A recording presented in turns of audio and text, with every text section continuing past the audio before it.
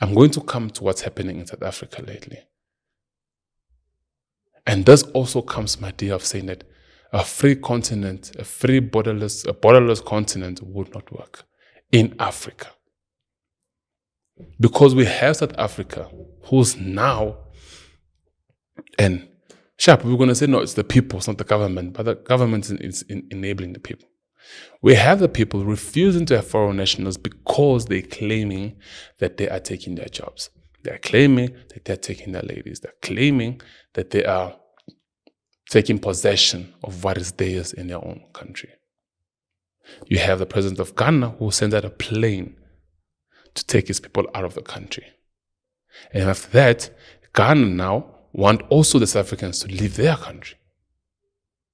You have Congo now who's put a petition out for any Congolese that wants to leave South Africa and go back to the country.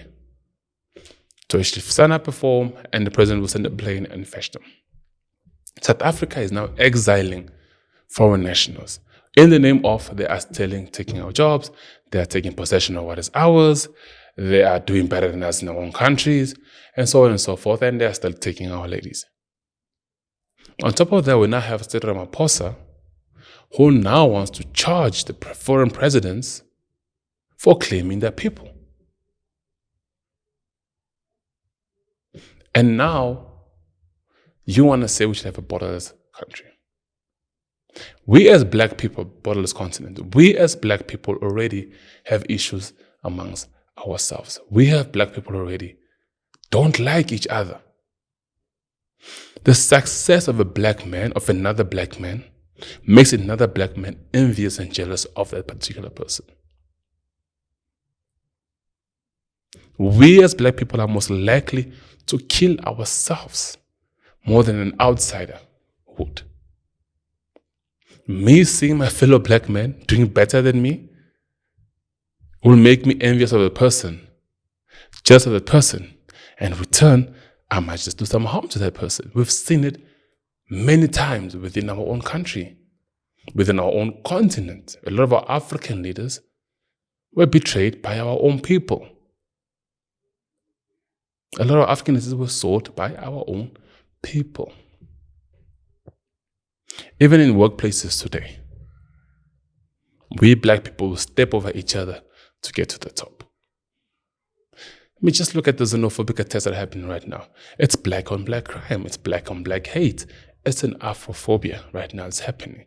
The black South Africans are afraid that the black foreign nationals have come to the country to take their jobs and take their women and take their livelihoods.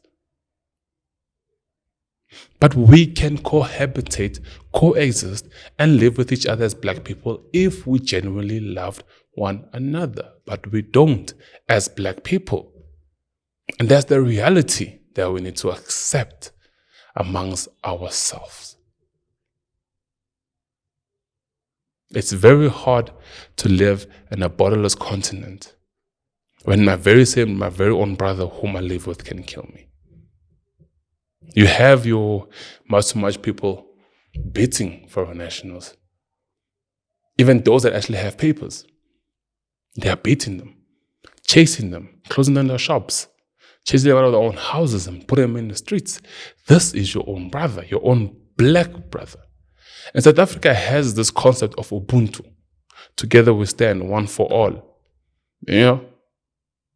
But then this is how we treat our people. This is how we treat other black people.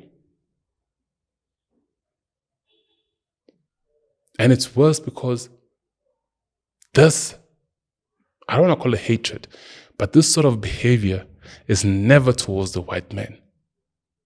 And we know for a fact that a lot of the wealth held in South Africa are not held by the black people, it's held by the white people.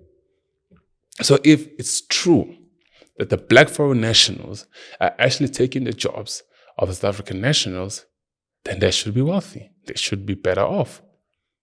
The top rich people in South Africa should actually be foreign nationals, but that's not the case. In fact, let me even say foreign nationals, should be black foreign nationals. But that is not the case. The wealthiest of people in South Africa are white men. Patrice Motsepe is one of them. I think I have a video, and I'll probably put it up, of the richest people in South Africa. And Patrice Motsepe was the only black man out of 6 people. The rest are all white men. And yet we're hating one another as black people when we can actually stand together and actually build wealth for ourselves. Thabo Mbeki says this, and Julius Malema also said this.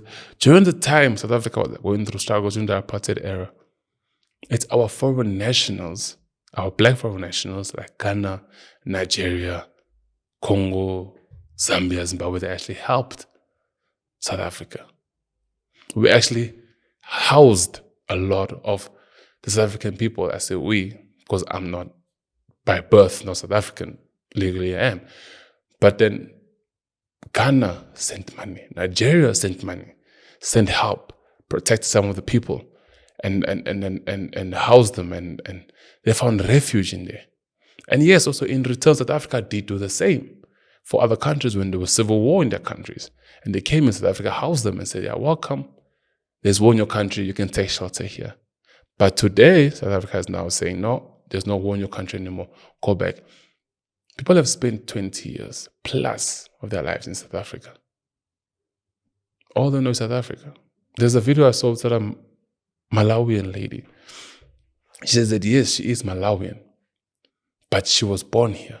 She grew up here. She has never been to Malawi. All she knows is South Africa. And now you're chasing her to a country she has never been to, a country she doesn't know.